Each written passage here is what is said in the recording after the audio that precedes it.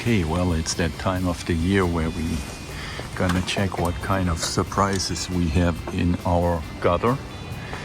And you can see right away that we have to clean a little bit.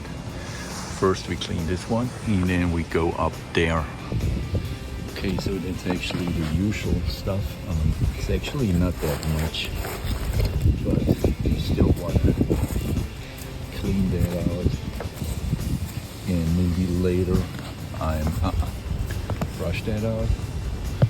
Now what you see, and it's always the same, it always kind of collects here.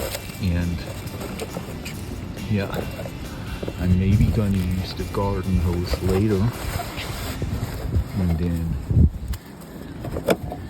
just rinse that free. Let's just have a look inside. So yeah, I'm gonna take care of that later as well.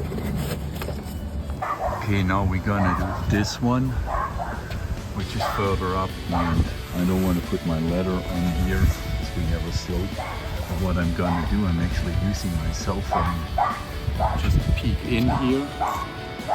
And that actually tells me